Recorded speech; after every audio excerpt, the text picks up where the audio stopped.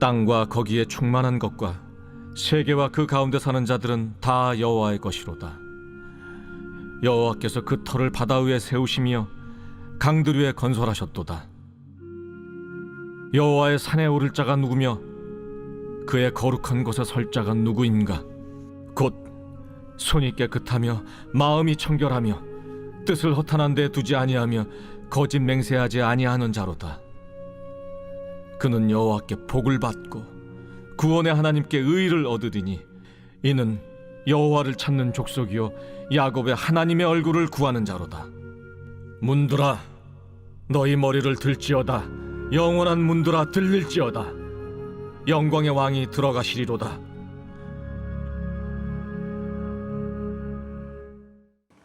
우리는 요즘 무엇에 감동을 받으며 살아가고 있을까라고 생각해 보게 되었어요. 연령대별로 그런 것들이 다를 텐데요. 혹시 어떤 것들에 감동을 받으며 살아가고 계시나요? 오늘 눈을 뜨셨을 때 어떤 것에 마음이 떨리셨나요?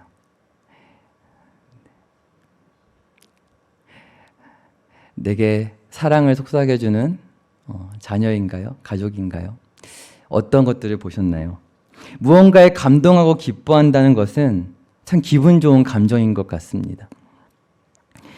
요즘에 저는 이제 1년이 지나고 우리 서울중앙교회에서 함께 말씀을 나누고 설교를 하면서 참 마음이 풍성해지는 것 같아요.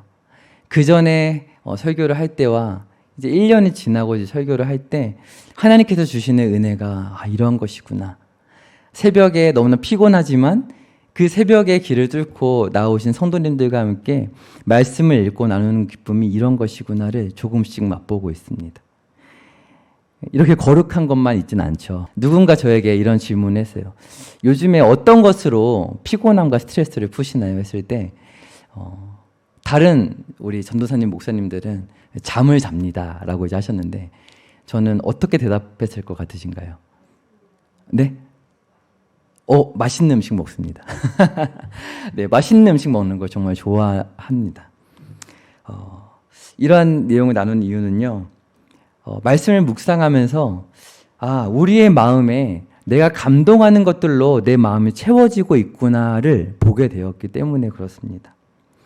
음식을 먹을 때 멋지고 장관을 이루는 그런 자연 광경이나 건물을 보았을 때, 멋진 TV 방송이나 공연을 보았을 때 마음이 감동하게 되죠. 그리고 때로는 반대로 무언가 참담하다, 혐오스럽다 생각하게 되는 것들을 보았을 때조차도 우리의 마음이 그런 것들로 채워지는 것을 보게 됩니다. 그리고 그렇게 느끼는 것들을 사람들과 나누고 싶어지죠. 그런데 그런 우리의 마음이 하나님과 얼마나 그런 것들을 나누고 있는가라는 생각을 하게 되었어요. 또 하나님께 얼마나 감동하고 기쁨을 느끼고 있는가라는 묵상을 하게 되었습니다.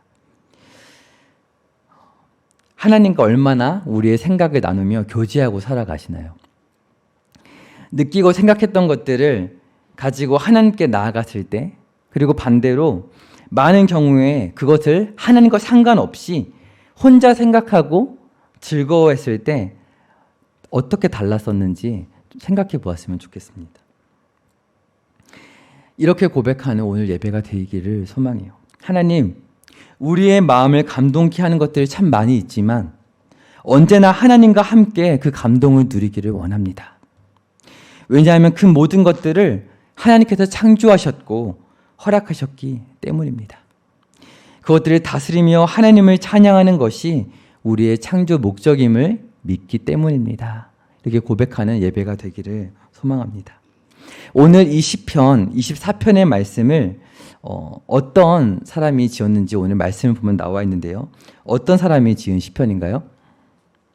네, 다윗의 시라고 적혀 있습니다. 오늘 다윗은요, 우리에게 보여주고 있어요. 마음에 감동한 것을 어떻게 하나님과 함께 나누어야 하는지, 그리고 그랬을 때 어떤 축복이 있는지 우리에게 가르쳐주고 있는데 말씀을 통해서 귀한 은혜를 나누기를 소망합니다. 오늘 본문에서 다윗은 이렇게 노래하고 있습니다. 1절 말씀 같이 한번 보시겠습니다. 이렇게 고백해요. 땅과 거기에 충만한 것과 세계와 그 가운데 사는 자들은 다 여호와의 것이로다. 여호와께서 그 터를 바다 위에 세우시며 강들 위에 건설하셨도다. 아멘. 어떤 말씀인가요? 땅과 거기에 충만한 모든 것들을 하나님 창조하신 창조주시라는 거예요. 그리고 세계와 그 가운데에 사는 자들이 다 여호와의 것이라고 고백하고 있어요. 네. 세상이 땅에 충만한 짐승들과 동물들뿐만 아니라 이 세상 가운데 터를 세우셔서 권세를 두셨고 사람들을 통해서 다스리게 하셨다는 거예요. 역사를 그렇게 하나님께서 인도하신다는 거예요. 그 모든 것들이 여호와의 것이라 노래합니다. 그리고 3절 고백해요. 여호와의 산에 오를 자가 누구며 그의 거룩한 곳에 설 자가 누구인가. 그렇게 지어진 세상 가운데 하나님 거하시는 곳이 계셔요. 하나님의 성전이 있어요. 그런데 그곳에 가까이 나아갈 자가 누구인가? 라고 질문합니다. 그리고 4절로 6절에 보니까 곧 손이 깨끗하며 마음이 청결하며 뜻을 허탄한 데에 두지 아니하며 거짓 맹세하지 아니하는 자로다. 그렇게 하나님께 가까이 나가는 자가 누구라고 고백하고 있죠? 손이 깨끗하며 마음이 청결한 자, 뜻이 허탄한 데에 두지 아니하며 거짓 맹세하지 아니하는 자다라고 고백하고 있어요. 그리고 5절로 6절에 그러한 자는 여호와께 복을 받는다. 구원의 하나님께 의를 얻는다라고 고백합니다. 이는 여호와를 찾는 족속이요 야곱의 하나님의 얼굴을 구하는 자로다. 셀라 이렇게 고백하고 있어요. 이 말씀을 보면서 3절의 고백의 중심에 있습니다.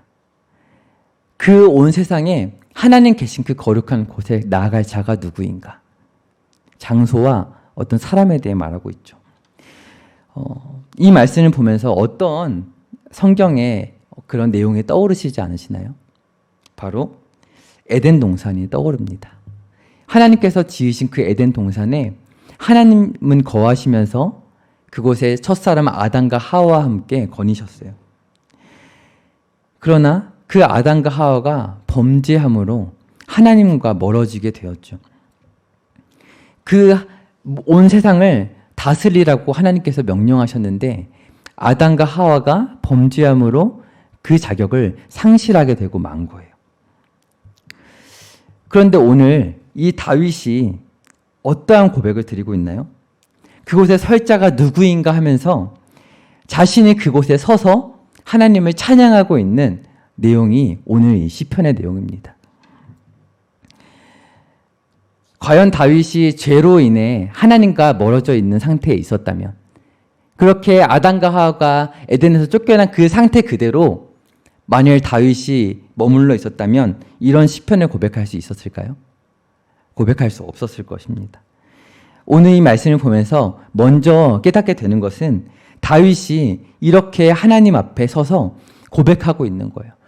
이 땅의 역사 속에 수많은 사람들이 아담과 하와로부터 하나님께 가까이 나갈 수가 없었는데 자신은 이렇게 하나님의 백성들과 함께 찬양하고 있다는 것이죠. 우리가 일상을 살면서 얼마나 많은 순간 불평과 원망을 하게 되는지 모르겠어요. 그러나 이 시간에 이렇게 나와서 찬송가를 부르며 하나님을 찬양하고 또 교제하면서 하나님의 주시는 은혜를 고백하는 우리들 가운데 하나님과 동행하고 있는 은혜가 있다는 것을 발견하게 됩니다. 그 사실을 믿으시나요? 아멘. 아무리 불평과 원망이 우리 마음 가운데 있을지라도 우리의 삶 가운데 새해가 돼봤자 별거 없네. 또 똑같이 살다가 그렇게 하늘나라 가겠지. 빨리 죽었으면 좋겠다라고 하실지 모르겠습니다. 그러나 오늘 이렇게 하나님 앞에 찬양하게 하신 것이 너무나 큰 특권인 줄 믿습니다. 아멘. 더욱 그렇게 하나님과 동행하고 하나님의 은혜를 나누는 삶이 풍성해지시기를 축복합니다. 아멘. 그렇다면 어떻게 하면 그렇게 하나님과 동행하면서 늘 감격 속에 살 수 있을까? 오늘 다윗이 우리에게 알려주는데요. 첫 번째로 위기의 순간뿐만 아니라 행복한 순간, 안전한 순간에도 하나님을 찾고 의뢰해야 한다는 사실입니다. 지금 다윗이 어떤 상황 속에서 찬양했던 것인지 한번 볼까요? 7절과 10절의 말씀 보겠습니다. 7절의 말씀 같이 한번 읽어보도록 하겠습니다. 시작. 문들아 너희 머리를 들지어다. 영원한 문들아 들릴지어다. 영광의 왕이 들어가시리로다. 아멘. 문들이 머리를 들어야 한대요. 왜요? 영광의 왕이 들어가셔야 하기 때문이라고 이렇게 고백하고 있어요. 그 10절의 말씀 함께 보실까요? 영광의 왕이 누구시냐? 만군의 여호와께서 곧 영광의 왕이시로다. 아멘. 셀라라는 게 혹시 뭘까요? 형님들 아시나요? 다양한 설명이 있고 어려운 설명들이 있는데 가장 쉽게 이해하면 이런 것 같아요. 추임새라고 생각해요. 얼쑤 이렇게 하잖아요. 그러면은 이게 참 신나는 고백이구나. 중요한 고백이구나 이런 겁니다. 지금 7절부터 10절의 내용이 가장 중요한 고백인 거예요. 영광의 왕이 누구라고 고백하고 있죠? 만군의 여호와 하나님. 만군의 여호와라는 고백이 어떤 고백인지 알고 계시죠? 신의 산에서 하나님께서 이스라엘과 언약을 맺어주시며 너희는 나의 백성이 되고 나는 너희의 왕이 될 것이다. 이렇게 말씀하셨어요. 그리고 다윗은 골리앗과 싸우며 이렇게 위대한 고백을 했죠. 너는 칼과 창과 단창으로 내게 나오지만 나는 내가 모욕하는 만군의 여호와의 이름으로 너에게 나아간다. 라고 그렇게 고백했던 대목이 있었어요. 오늘 다윗은 지금 고백하고 있는 거예요. 이스라엘을 구원하신 하나님, 이스라엘과 온 열방을 다스리실 유일한 하나님께서 들어가시니 문들아 머리를 들고 활짝 열려라 라고 고백하는 거예요. 다윗의 일생에서 볼 때 이 고백은 언제 드려졌던 고백으로 볼 수 있을까요? 다윗이 처음 왕이 되었을 때 무슨 일이 있었죠? 홀로 왕궁에 거하기를 기뻐했나요? 아니에요. 하나님의 언약궤가 그 예루살렘에 계시기를 원했어요. 이방에 빼앗겼던 그 언약궤가 예루살렘에 오기를 원했어요. 그래서 가장 먼저 무엇을 했죠? 그 언약궤를 예루살렘으로 가지고 온 것이죠. 바로 그때를 배경으로 하고 있는 것이라고 이해할 수 있습니다. 이렇게 보면 가장 좁게 보는 것이고요. 또 넓게 보면 어떻게 이해할 수 있냐면요. 이 예루살렘에 하나님의 임재하는 것을 노래하는 것이라고 이해할 수 있어요. 실제로 이 다윗이 처음에 고백했을 때는 언약궤를 모시고 오는 순간일 수 있어요. 하지만 이후에 이 시편에 기록된 이후로 모든 구약의 성도들은 하나님 이 성전에 하나님께서 임재해 주세요.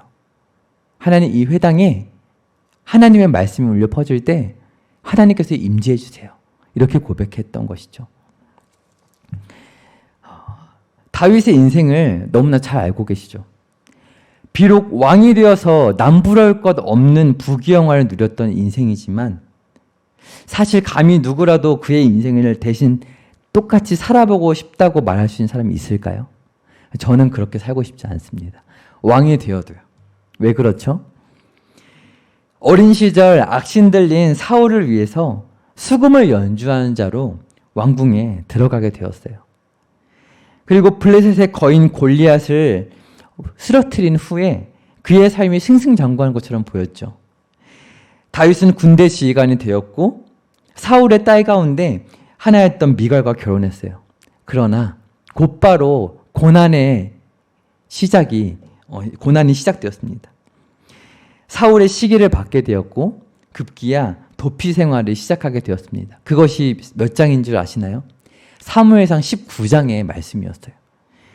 그리고 사울의 죽음 후에야 다윗은 왕이 되나 싶었지만 유다 지파의 왕이 되었을 뿐 북쪽 지파들은 사울의 아들을 왕으로 삼았었죠. 그렇게 7년 후에야 다윗은 남북을 통틀어서 온 이스라엘의 왕이 될 수 있었어요. 이게 몇 장이냐면 사무엘하 5장의 일입니다. 사무엘상 19장에서 사무엘하 5장에 이르기까지 그 오랜 시간 동안을 고난 속에 정말 상상할 수도 없는 죽음의 고통을 겪었던 거예요. 목자였다가 군인이 되었다가 도망자요 난민이 되었다가 드디어 왕이 된 것입니다. 오늘 그 순간에 다윗이 노래한 거예요. 그의 마음이 어땠을까요? 이제 남부할 것 없는 부귀와 영화를 모두 거머쥐었어요. 마치 복권에 당첨된 것 같은 느낌이 아니었을까요? 이제 내 뜻대로 되지 않는 인생이었던 것 같은데 뭔가 이제 풀리는 것 같구나 생각했을지 모르겠어요. 하나님과 동행하면서 힘겨운 시간들 속을 무수한 시편을 고백하면서 훌륭하게 지났던 그런 다윗이었어요. 그런데 이제 가장 평안한 순간이 찾아왔던 그 순간에 다윗은 한 가지 결정을 내리게 되는 거예요. 한번 따라해 보셨으면 좋겠습니다. 하나님께서 함께 하셨으면 좋겠다. 하나님께서 함께 하셨으면 좋겠다. 오늘 이 고백이 모든 순간에 저희의 고백이 되었으면 좋겠습니다. 가장 평안했던 그 순간, 누구도 부러울 것이 없는 그 순간에, 어떠한 대적도 두렵지 않은 그 순간에 다윗은 고백한 거예요. 하나님께서 함께 하셨으면 좋겠다. 다윗의 신앙하면은 드는 생각이 있습니다. 바로 위기를 대처하는 탁월한 신앙이에요. 어떤 어려운 순간이 와도 하나님께 기도하고 하나님을 찾았던 신앙이었죠. 그런데 위기를 대처하는 그 신앙이라 생각했을 때 위기를 대처하기만 하는 신앙에는 문제가 있다는 생각을 하게 되었어요. 오히려 위기는 언제 찾아오나요? 영적인 면에서 봤을 때 위기를 벗어났을 때 사실 위기가 찾아오는 것 같아요. 어려웠을 때 하나님을 찾는 것은 누구나 하는 것 같습니다. 하나님 믿지 않는 사람도 하나님을 찾더라고요. 지푸라기를 잡는 심정을 찾더라고요. 그런데 가장 평안한 순간이 되었을 때 그때 하나님 찾는 게 쉬우신가요? 저는 너무 어렵습니다. 그런데 오늘 다윗이 그 일을 행하고 있는 거예요. 다윗의 시편을 보면요. 탄식 가운데 하는 시편이 참 많습니다. 너무나 힘겨웠을 때 고백하는 것들이 많죠. 그런데 오늘 이 24편을 보면서 다시 생각하게 되었어요. 그 탄식의 시편들을 보면서 이 시편을 언제 고백했을까?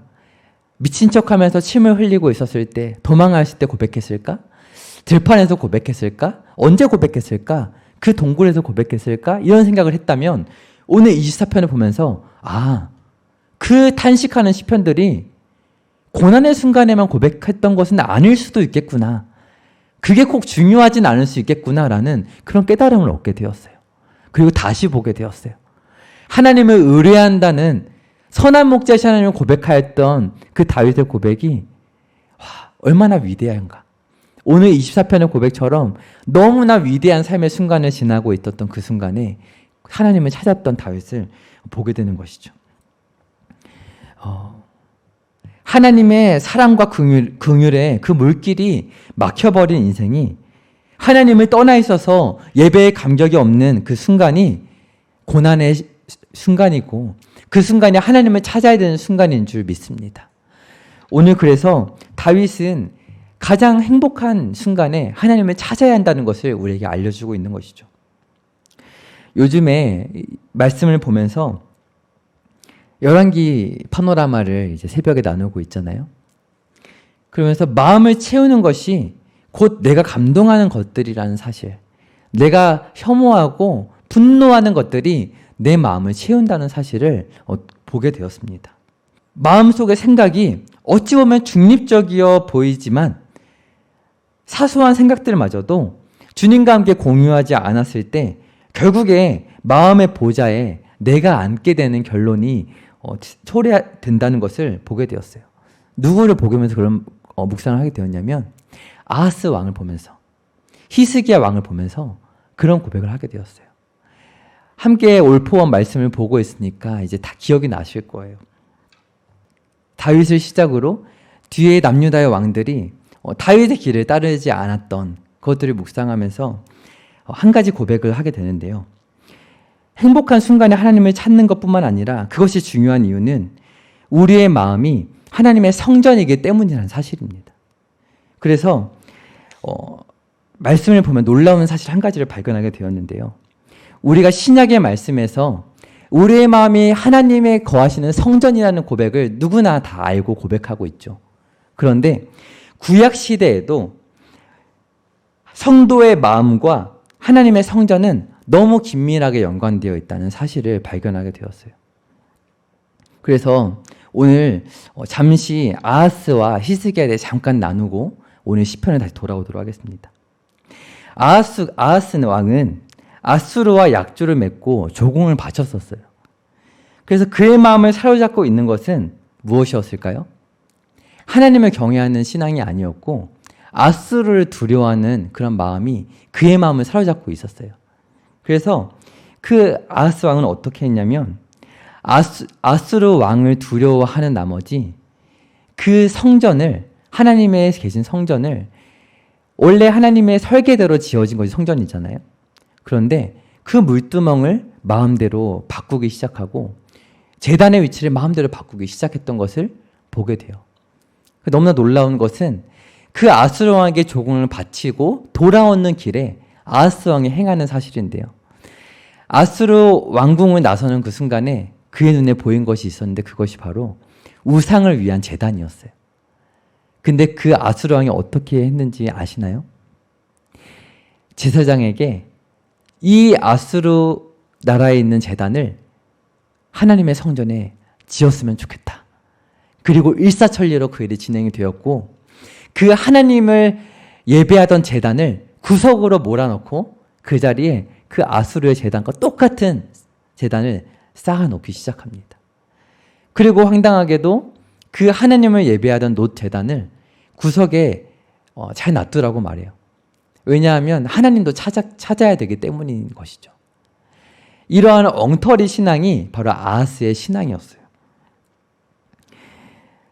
아수르의 제단을 보고 감동을 받았던 그의 마음이 하나님의 성전을 망가뜨리는 결과를 초래한 것이죠.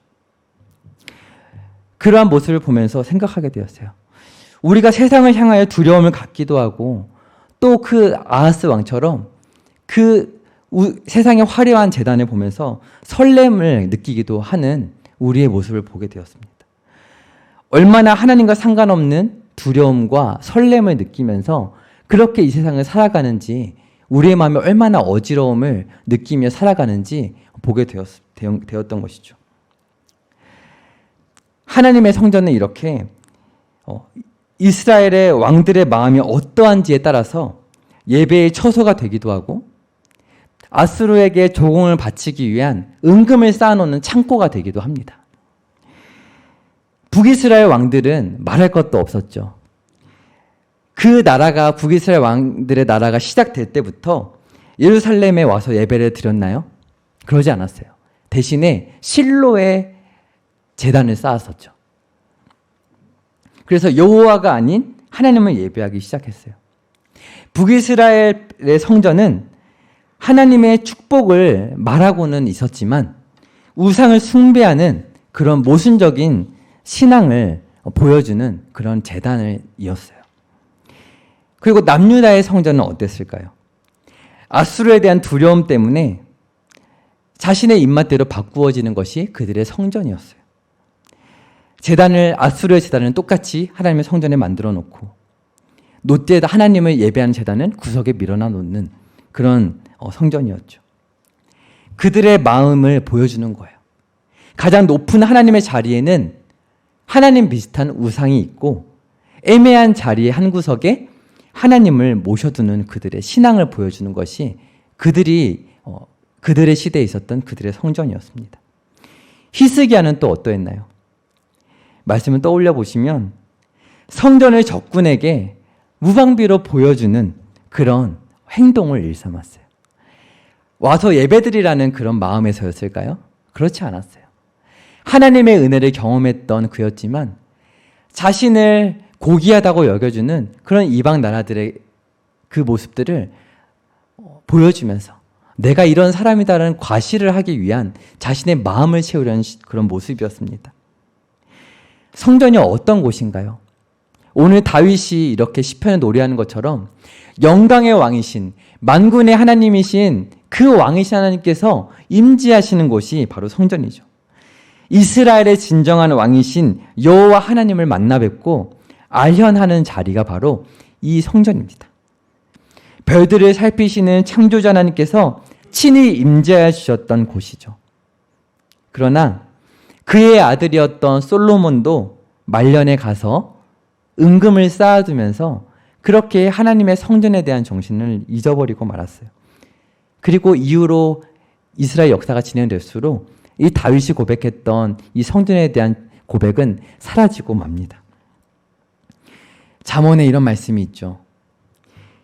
물은 모든 지킬 만한 것 중에 더욱 내 마음을 지키라. 생명의 근원이 이에서 남이니라. 아멘. 솔로몬의 고백이었어요. 그도 모르지 않았지만 그러나 그 마음을 지키기 힘들었던 것이죠. 결국에는 북이스라엘도 남유다도 모두 다 멸망하고 맙니다. 실로의 제단은 무너졌고요. 예루살렘 성전마저 무너져 폐허가 되고 많은 것을 이제 곧 우리는 보게 될 거예요. 그들의 죄악된 망가진 마음 때문이었습니다.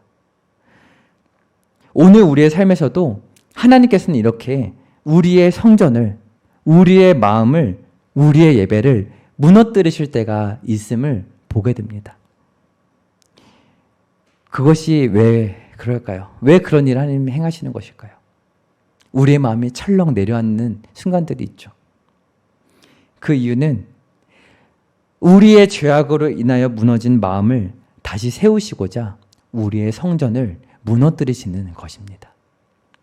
우리의 예배를 무너뜨리시면서 우리의 감격을 무너뜨리시면서 아무런 감동도 없고 재미도 없는 인생을 경험하게 하시면서 하나님과 함께 기뻐하고 슬퍼하는 삶을 다시금 진솔하게 생각하게 하시는 거예요.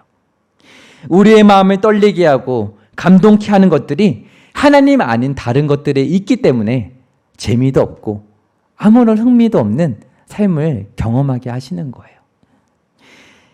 그렇게 이스라엘의 멸망 후에 그들의 메마르고 굳어진 마음 가운데 에스겔 선지자를 통해서 주시는 말씀이 있었습니다.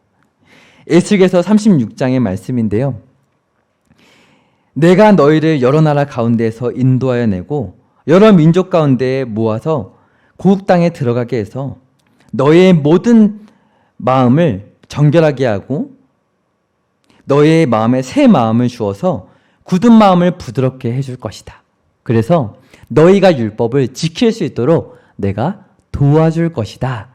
라고 그렇게 하나님은 말씀해 주셨어요. 하나님께서 부드러운 마음을 주시겠다고 모든 더러운 것과 우상숭배로 채워져 갔던 그들의 삶을 하나님께서 고쳐주시고 회복시켜 주시겠다고 그렇게 말씀해 주셨던 것이죠. 오늘 시편의 고백을 한번 보시겠어요? 오늘 5절의 고백에 이렇게 다윗은 고백해요. 그는 하나님의 가까이 나아가 예배하는 자는 여호와께 복을 받고 구원의 하나님께 의를 얻으리니. 자신이 그렇게 모든 것을 누렸던 자이지만 하나님께로부터 복을 받는다. 구원과 의는 하나님께로부터 온다라고 고백하면서 6절에 고백합니다. 여호와를 찾는 족속이요 야곱의 하나님의 얼굴을 구하는 자로다. 아멘. 이스라엘과 언약을 맺으셨던 것을 기억하면서 그리고 오늘 에스겔을 통해서 하나님 말씀하셨던 것처럼 새로운 언약을 주시고 새로운 영을 부어주셔서 오늘 우리 가운데 말씀에 순종할 수 있도록 오늘 우리의 힘으로 우리가 하나님과 함께 기뻐하고 즐거워할 수 없기 때문이죠. 죄의 결과는 사망이고 우리는 사망을 이길 능력이 없기 때문에 오늘 예수 그리스도 안에서 새 영을 부어주시는 줄 믿습니다. 오늘 그래서 하나님을 의뢰하는 것, 슬플 때뿐만 아니라 정말 행복하고 기쁠 때도 내 마음의 감동을 하나님과 나누고 의뢰하는 것, 하나님 믿고 의지하는 우리 모든 성도님 되시기를 축복드립니다.